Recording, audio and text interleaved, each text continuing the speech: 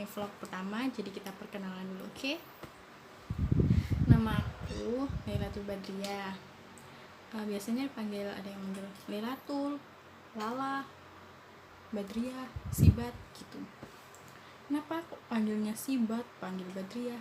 Nah, kan ada artis dangdut itu yang namanya Siti Badriah, jadi mereka semua teman-teman itu manggilnya Sibat, Badriah gitu kan, ya lebih simple. Ya udahlah, nggak apa-apa ya, nama panggilannya banyak. Terus untuk perkenalan, aku dari masih mahasiswa di UNUSA, Universitas Nahdlatul Ulama Surabaya. Kalau kalian tahu RSI pasti tahu sama UNUSA. Alamat sendiri dari kampus itu, UNUSA kan ada dua, yaitu kampus A sama kampus B.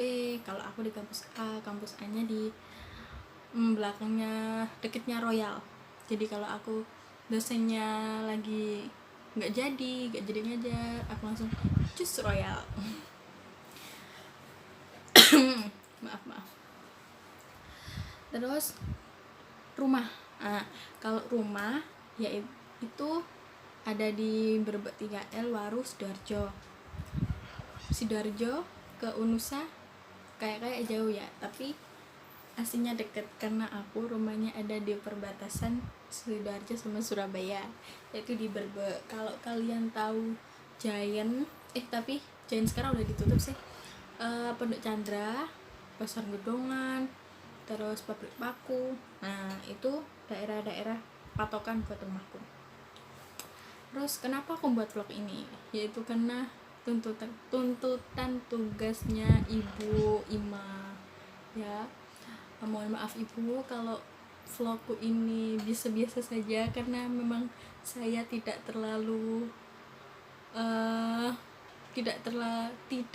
mudah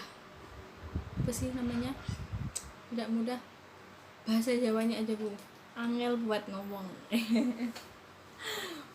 Ini tuntutan tugas, yaitu tugas fisika kesehatan sama biokimia. Nah, untuk vlog kali ini aku akan menjelaskan tentang suhu tubuh. Apa sih suhu tubuh itu? Apa pengertiannya? Terus siapa yang mengatur suhu tubuh itu? Habis itu pasti kebanyakan orang Indonesia, kalau nggak setengahnya orang Indonesia ya 3/4-nya orang Indonesia, pasti nggak ada yang sampai tahu suhu tubuh itu apa. Taunya mereka semua itu cuma sekilas, suhu tubuh itu tinggi, turun, panas, dingin. Biasanya kalau orang Jawa panas, adem. Terus ada juga bahasa dari, kalau nggak Lamongan ya Tuban, ayem apa anyep ya, pokoknya antara dua itu. Oke, untuk yang pertama ini aku akan menjelaskan tentang pengaturan suhu tubuh.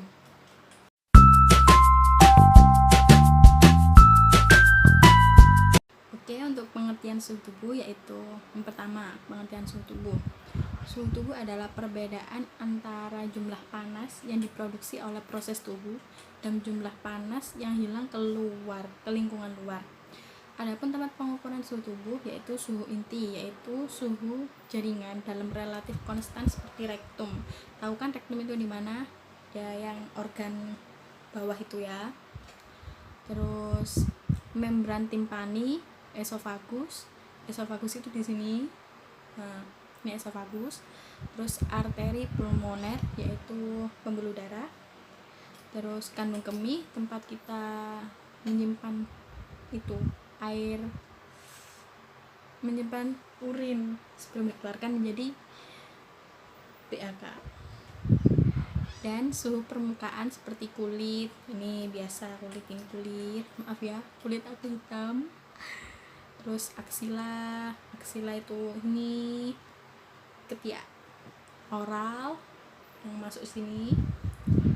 Dan rasa suhu itu mempunyai dua submodalitas, yaitu rasa dingin dan rasa panas, seperti yang aku katakan tadi awal.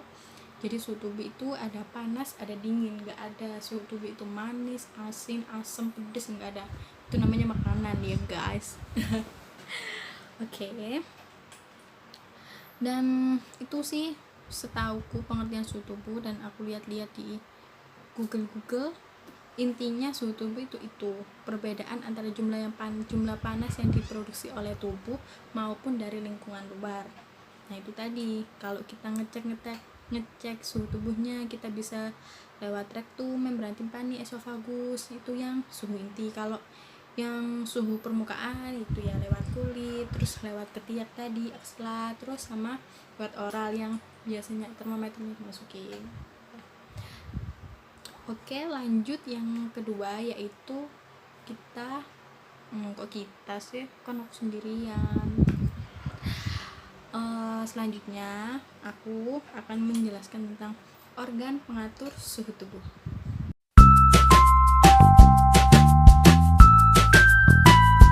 Oke, kita akan melanjut ke organ pengatur suhu tubuh. Siapa sih yang di dalam tubuh kita yang mengatur suhu tubuh kita itu siapa? Pasti kan kita bertanya-tanya, kok bisa suhu tubuh kita mah panas? Siapa yang ngatur di dalam tubuh? Suhu kita dingin pas waktu di pegunungan, siapa yang mengatur? Gitu kan. Di sini aku akan menjelaskan tentang organ pengatur suhu tubuh. Organ pengatur suhu tubuh ini ternyata yang mengatur itu hipotalamus. Kalian tahu hipotalamus di mana? Hipotalamus itu ada di bagian otak ya, bagian yang bener sih sini ya, belakang. Jadi otak atas bawah, terus belakangnya ini, terus ada yang kecil itu hipotalamus tuh. Bukan yang kecilnya itu sih, tapi kecil itu tapi ada di dalamnya lagi. Hipotalamus itu yang di dalamnya pokoknya. Nah ini hipotalamus berada di pusat otak. Ia bertugas mengatur suhu tubuh kita. Jadi dia yang mengatur semua suhu tubuhnya kita, dari panas hingga dingin, dia yang mengatur. Jika suhu tubuh kita naik, artinya hipotalamus sedang melakukan sesuatu. Kalian pernah nggak ngebayangin kok bisa hipotalamus kayak gitu ya? Ya memang sudah dari Allah Subhanahu wa Ta'ala. Oke. Ini kita harus bersyukur kita diberi organ tubuh seperti ini ya. Terus apa sih yang dilakukan sama hipotalamus? Kok bisa dia mengatur terus memberikan tubuh kita panas, memberikan tubuh kita dingin gitu. Apa sih yang dilakukan? Sini aku akan menjelaskan. Yang dilakukan hipotalamus itu, pertama, bakteri sama virus bisa masuk ke tubuh kita melalui mulut ya. Tapi sepertinya nggak melalui mulut juga sih, pokoknya waktu bakteri sama virus itu bisa masuk.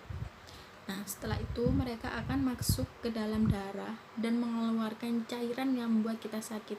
Jadi bakteri sama virus itu dia mengeluarkan cairannya dulu, masuk ke pembuluh darah, terus mengeluarkan cairan, akhirnya membuat kita sakit. Nah saat cairannya itu menyebar di dalam darah, hipotalamus akan mendapatkan sinyal khusus.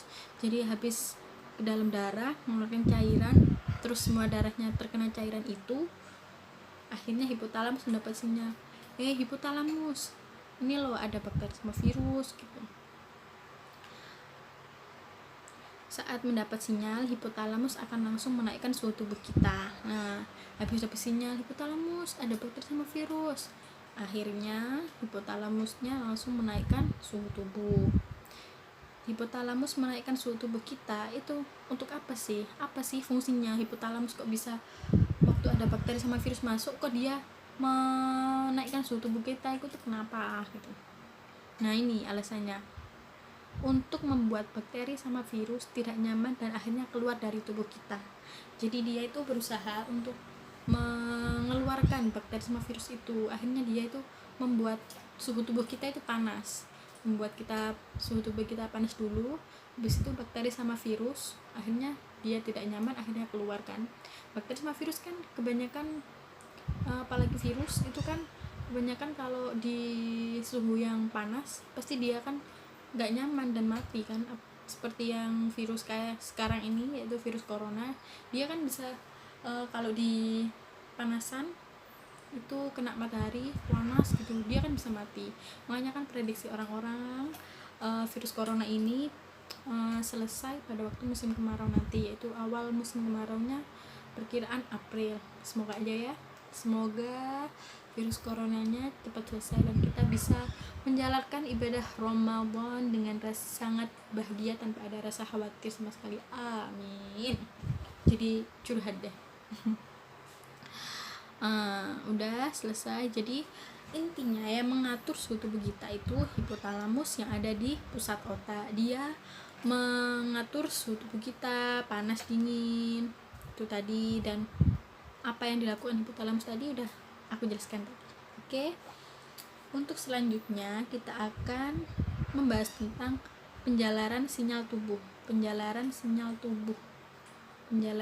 tubuh itu seperti apa ya? Kayak alurnya gitu mungkin ya. Oke. Kita mulai membahas tentang penjalaran sinyal suhu tubuh.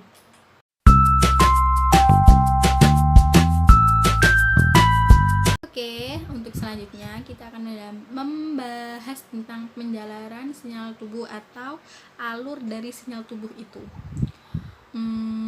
Pembahasan ini sangat banyak. Oke, kita ambil intinya saja. Penjalaran sinyal tubuh yaitu, aku lihat ini. Maaf ya Ibu dosen, saya lihat karena saya tidak mampu untuk menghafalkannya. Oke, penjalaran sinyal tubuh yaitu pusat pengaturan suhu tubuh yang berfungsi sebagai termostat tubuh adalah suatu kumpulan neuron-neuron di bagian anterior hipotalamus. Jadi kita kembali lagi ke hipotalamus tadi, yaitu organ pengatur suhu tubuh. Nah, suatu kumpulan neuron di bagian anterior hipotalamus itu namanya preoptic area. Area ini menerima impuls-impuls syaraf dari termoreseptor dari kulit dan membran mukosa serta dalam hipotalamus. Neuron-neuron pada area preoptik membangkitkan impuls syaraf pada frekuensi tinggi ketika suhu darah meningkat dan frekuensi berkurang jika suhu tubuh menurun. Jadi, jika suhu tubuh kita meningkat, suhu tubuh kita panas, neuronnya ini lagi membangkitkan impuls syaraf pada kita, jadinya kita frekuensi suhu tubuh kita jadinya panas. Kalau yang area preoptik tadi tidak membangkitkan impuls syaraf, akhirnya suhu tubuh kita turun, yaitu dingin atau normal. Nah, impuls syaraf tadi dari area preoptik menyebar menjadi dua bagian dari hipotalamus, diketahui sebagai pusat hilang panas dan pusat peningkat panas, di mana ketika distimulasi oleh area preoptik mengatur dalam keadaan respon operasional yang meningkatkan dan menurunkan suhu tubuh secara berturut-turut. Aku agak nggak paham sih sama penjalaran sinyal tubuh itu. Oke, untuk penjalaran sinyal tubuh atau aluran sinyal suhu tubuh itu intinya di hipotalamus lagi. Di hipotalamus tadi, di pusat pengaturan kan, hipotalamus tadi itu berfungsi juga sebagai termostat tubuh, dan termostat tubuh adalah suatu kumpulan neuron-neuron di bagian anterior hipotalamus, anterior, posterior. Itu kan anatomi fisiologi. maaf. Di bagian anterior hipotalamus itu namanya preoptic area. Jadi intinya penjalaran sinyal tubuh ini pusatnya di hipotalamus, yaitu di neuron-neuronnya di hipotalamus itu tadi namanya preoptic area. Dia yang membangkitkan impuls syaraf kita. Kalau impuls syarafnya dibangkitkan, ditingkatkan, akhirnya suhu tubuh kita naik, dan jika frekuensinya turun atau normal-normal saja, akhirnya suhu tubuh kita turun atau normal-normal saja. Oke. Untuk selanjutnya kita akan membahas tentang faktor yang mempengaruhi suhu tubuh.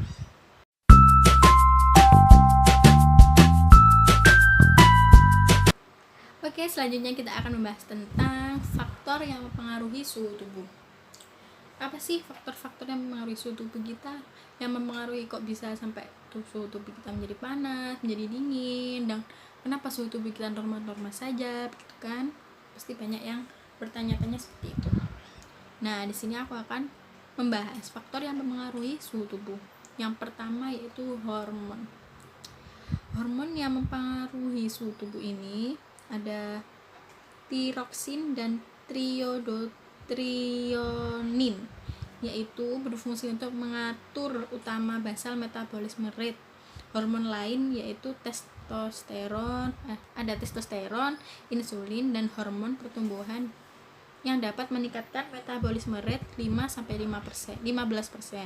Itu yang pertama. Terus yang kedua ada sistem syaraf.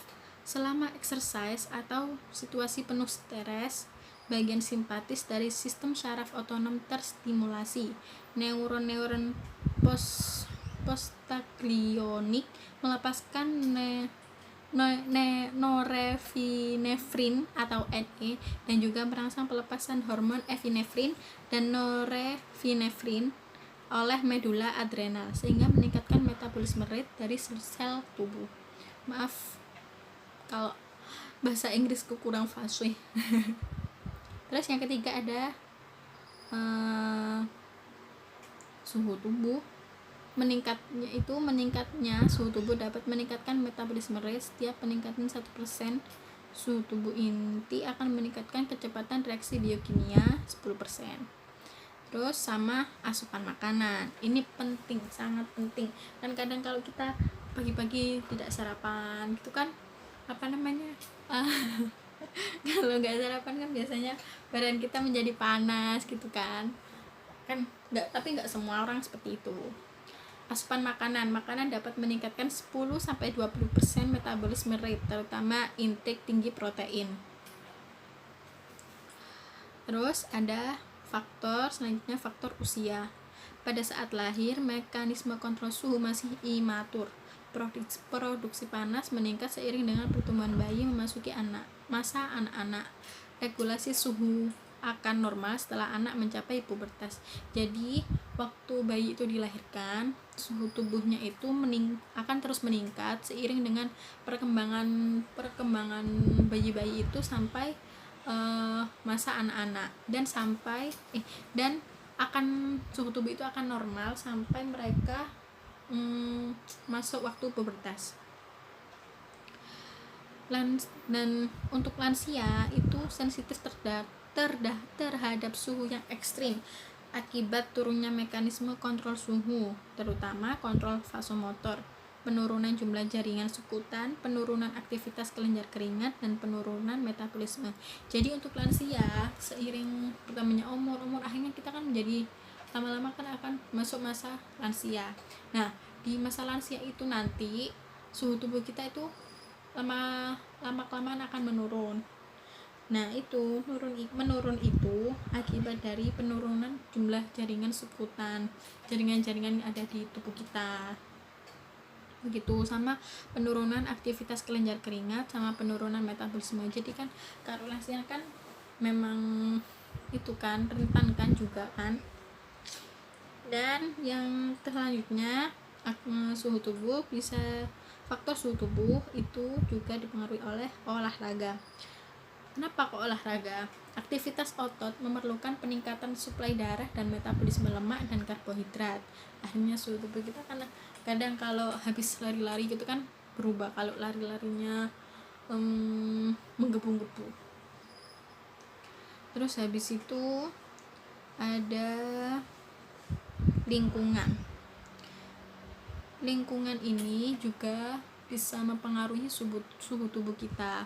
Seperti kalau kita lagi di pegunungan gitu kan, kalau di pegunungan kan relatif dingin kan ya, jadi suhu tubuh kita itu lama-lama juga akan ikut dingin gitu. Kadang kalau kita habis kena AC gitu kan, akhirnya kulit kita kan jadi ikut dingin gitu.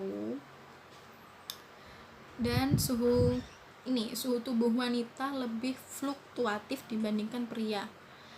Irama sirkadian suhu tubuh berubah secara normal 0,5-1 derajat Celcius selama periode 24 jam. Suhu tubuh rendah antara pukul 1 sampai 4 dini hari. Jadi suhu tubuh rendah pada wanita itu rendahnya itu pada jam 1 pagi sampai jam 4 pagi. Intinya faktor dari suhu tubuh itu ada dari hormon, sistem syaraf, asupan makanan, usia itu penting juga, terus sama olahraga, sama terakhir yaitu lingkungan, tergantung sama lingkungan kita. Meskipun kita di kota, tapi kalau kita biasanya di dalam ruangan kita pakai AC gitu kan, akhirnya suhu tubuh kita kan juga ikut dingin juga sih, tapi nggak semua sih, cuma paling suhu tubuh ikut dingin cuma beberapa saat aja gitu. Oke, untuk selanjutnya yang terakhir yaitu aku akan menjelaskan tentang mekanisme suhu tubuh, bagaimana suhu tubuh itu. Makanya yuk kita lanjut ke mekanisme suhu tubuh. Oke. Mekanisme kehilangan suhu tubuh. Yang benar itu mekanisme kehilangan suhu tubuh. Tadi aku bilangnya mekanisme suhu tubuh aja.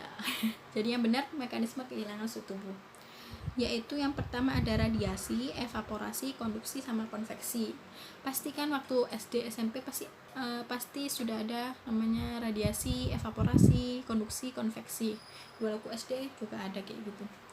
Radiasi yaitu kehilangan panas saat bayi ditempatkan dekat benda yang punya temperatur yang lebih tinggi dari tubuhnya. Jadi kalau bayi ditaruh di mama taruh di sini, terus di sini tuh ada benda yang suhu tubuh benda ini melebihi suhu tubuhnya bayi itu tadi. Akhirnya suhu tubuh di bayi itu tadi hilang gitu, tapi nggak hilang full, enggak.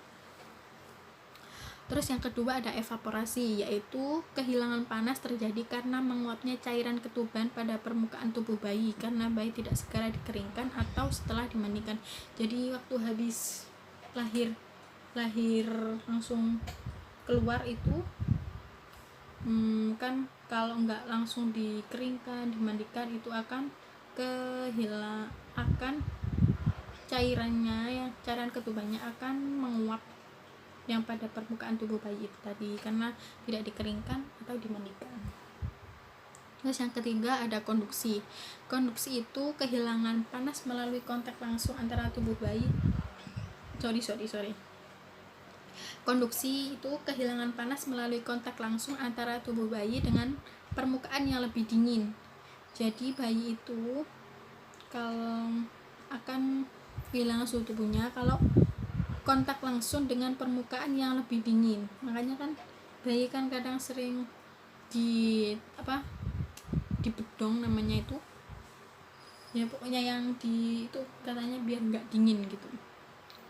Terus konveksi yang terakhir, yaitu kehilangan panas yang terjadi saat bayi terpapar dengan udara sekitar yang lebih dingin. Terus apa bedanya sama konduksi? Ya mungkin memper lah. Oh, bedanya kalau konduksi itu kontak langsung, kalau yang konveksi itu terpapar sama udaranya. Kalau kontak langsung kan kalau dipegang gitu kan, kalau konveksi itu masih terpapar kena udaranya begitu. Jadi intinya mekanisme kehilangan suhu tubuh itu ada 4, radiasi, evaporasi, konveksi, sama konduksi. Nah itu 4 itu intinya. Oke. Nah, akhirnya selesai kita menjelaskan tentang suhu tubuh tadi, dari pengertian organ yang mengatur suhu tubuh, terus penjalaran atau alur sinyal suhu tubuh tadi, faktornya, sama mekanisme kehilangan suhu tubuh. Akhirnya telah selesai semua. Ya mungkin dari saya sendiri mungkin masih kurang menjelaskannya, jadi mohon maaf kalau ada kesalahan kata ataupun gerak-gerik saya yang kurang berkenan di hati para semuanya yang melihat ini. Saya mohon maaf.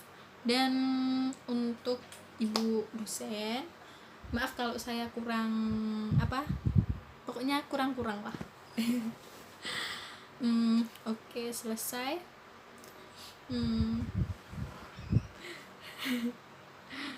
Dredeg, namanya juga vlog pertama.